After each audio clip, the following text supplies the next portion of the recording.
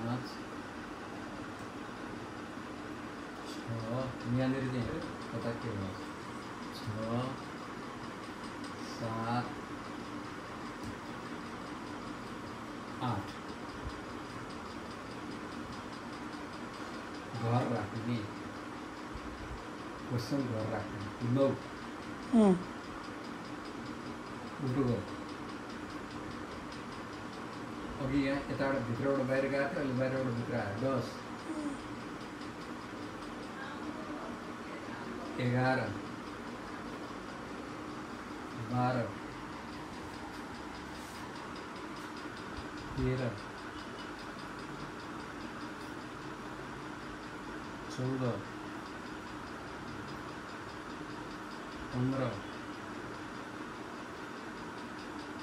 15 16 17सम्म बाहिरबाट भित्र छिर्नु अब यो 18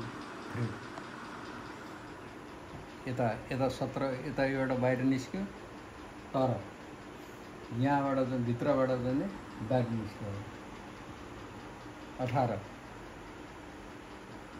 19 20 21 22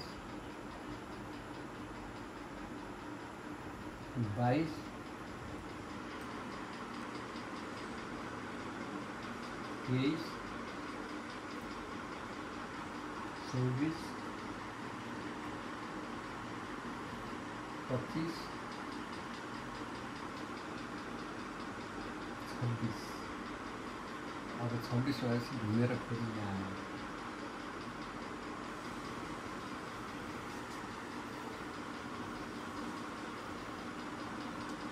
27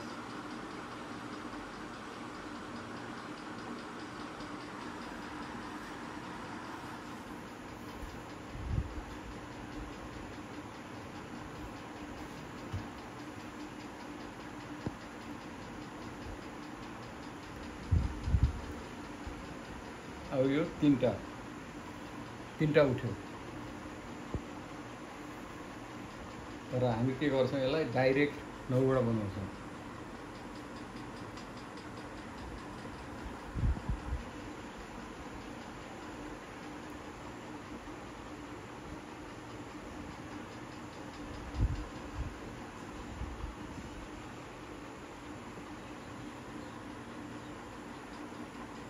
यो 18औं धागोको मुभमेन्ट चेन्ज गरेको चाहिँ यसरी उठाउँदाखेरि नो हेम्पर अवस्थामा गएको हो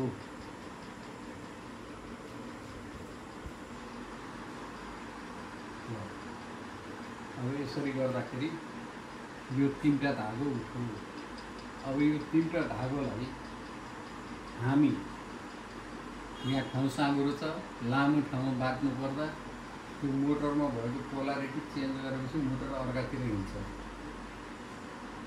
त्यहाँबाट बाट्न चाहिँ सकिन्छ तर अप्ठ्यारो हुन्छ लामो हुन्छ यो चाहिँ अहिले सङ लिएको होइन यो सङ लिएको अब त्यसपछि अर्को यो 3टालाई पहिले चर्खामा बाटिन्थ्यो अहिले यसलाई मैले हटाइदिएको छु अब यसलाई यहाँ सरेँ मसँग अर्को साथी छैन अर्को टर्मिनल समात्ने साथी छैन अब मलाई अर्को टर्मिनल समात्ने साथी चाहिँ नि मेरो यही काँटी हो डाइरेक्ट त्यो काँटीबाट मजै भयो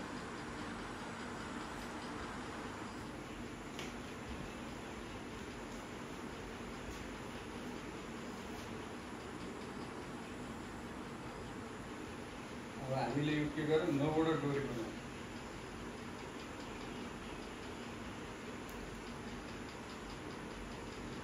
पहिला कतिवटा थियो सिङ्गललाई हामीले 3टा बनायौँ 3टालाई फेरि 3टा अब यो 9वटा बनायो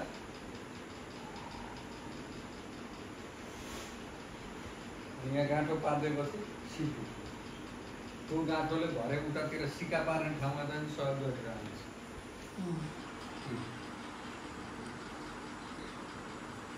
अब यो डोरोलाई मैले हाने अब यो डोरोलाई उठाएर मैले के गरेँ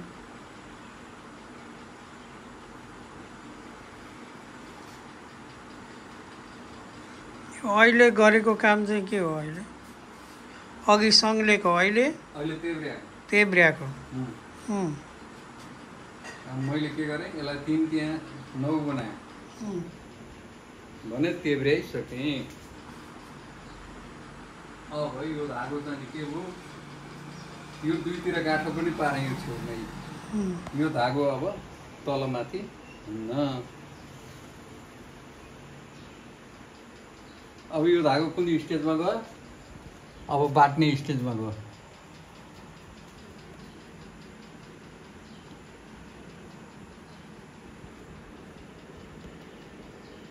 बाट्ने स्टेजमा गयो। ल के थियो यतातिर छ। ल अब म बाट्ने स्टेजमा गएँ। यो अहिले कति लेन्थ छ? चलो होइन चल्यो।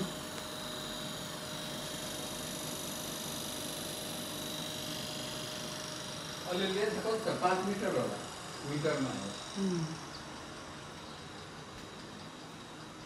अनि छोटो बनाउँदा कति बनाउने?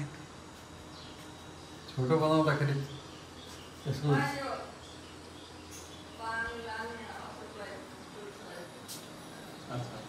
यसलाई 50 सेन्टिमिटर चाहिँ बाट्नुपर्छ होला। जति बाट्दै गयो त्यति घट्दै जान्छ क्या।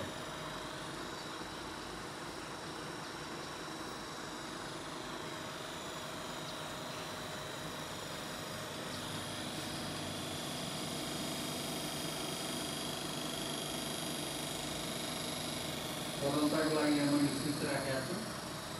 यो चाहिँ डिसी पावर चाहिँ कन्ट्रोलको लागि। अब मैले चाहिने चाहिँ ऊ लेन्थ लिइसकेँ। अब मैले स्विचलाई कट गरेँ। अब गरेपछि अब मोटर बन्द हो। अब मैले धागो उठाएँ। अब यसपछि अर्को एउटा, अब अझै एउटा चाहिँ नि यसमा बाँकी छ। यो दुईटा हुनुपर्छ अनि एक जोर भन्ने भनिन्छ।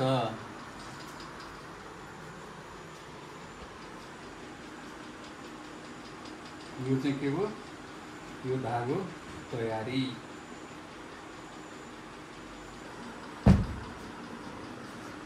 एक मिनट राखेँ। यो डन्डी धेरै वर्ष अगाडि मेरो दाजुले जनै सिका पार्नलाई प्रयोग गर्नका लागि तयार गरिया हो। त्यसपछि यो डन्डी लिने। अब यो धागोलाई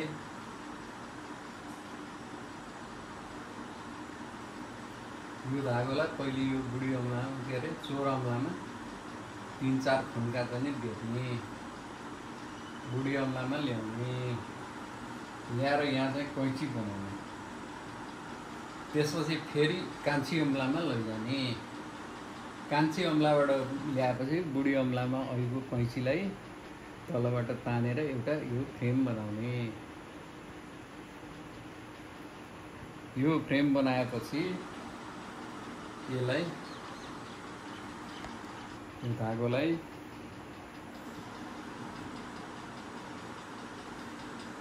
यो फेरि अहिलेको फ्रेममा चाहिँ नि अहिलेको जस्तो छ त्यस्तै गरेर पहिलो फन्को घुमाउने। त्यसै गरी अब दोस्रो फन्को पनि आयो। दोस्रो फन्को घुम्यो। अब घुमेपछि अघिको चाहिँ यसलाई घुमाउने। दोस्रो फन्को। तर दोस्रो फन्को घुमाउँदाखेरि के भइसक्यो भन्दा यहाँ 3टा डोरा चाहिँ नि हरेक उसमा 3टा भयो। अब यो 3टालाई लगातार निरन्तरता दिनलाई के गर्ने भन्दा यसलाई खोलाएर जोड्ने। ल्यायो अनि यो दुईटा टुप्पोलाई जोड्ने। यो चाहिँ सरल तरिकाबाट जोड्ने गरेको छु। यसमा के हुनुपर्छ भन्दा 2 गुत्थी हुनुपर्छ, 2वटा गाँठा पर्नुपर्छ। यसलाई 2 फन्को मारेपछि यसबाट 2वटा गाँठा बन्छ। कसैले गलाम गाँठोबाट पनि सिका पार्ने गर्छन्। यसको नाउँ चाहिँ यो गाँठोको नाउँ चाहिँ यो विष्णु ग्रन्थि हो।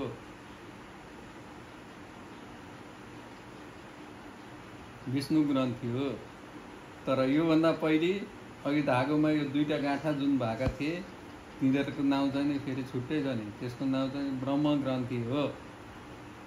अब यसलाई मिलाउनु पर्यो, बराबरी गर्नु पर्यो। बराबरी गर्दाखेरि यसलाई चाहिँ नि यसरी मोही पारे जस्तो गऱ्यो भने यसको ल्याङ्ग्वेज चाहिँ नि भाषा चाहिँ के हो, धागो सेक्नु, धागो सेक्नु। अब अहिले गजाङ बुजुङ के देखिन्छ, बिस्तारै यो सेकिँदै गएपछि आफै चिल्लो भएर आउँछ।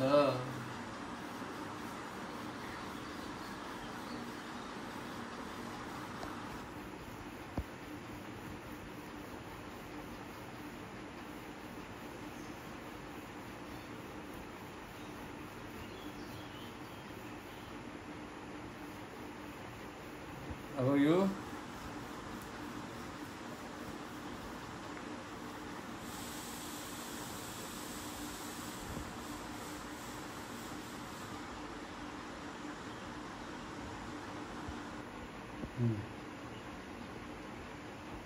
रुद्र ग्रन्थि पनि यसरी तयार भयो।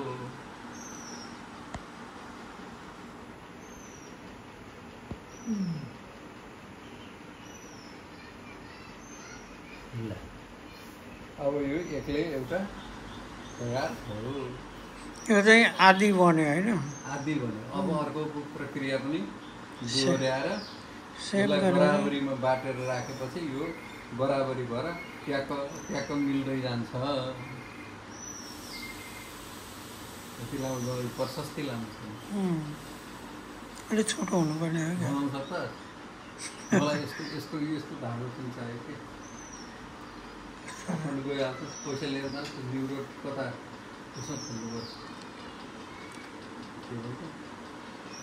इन्द्रचोक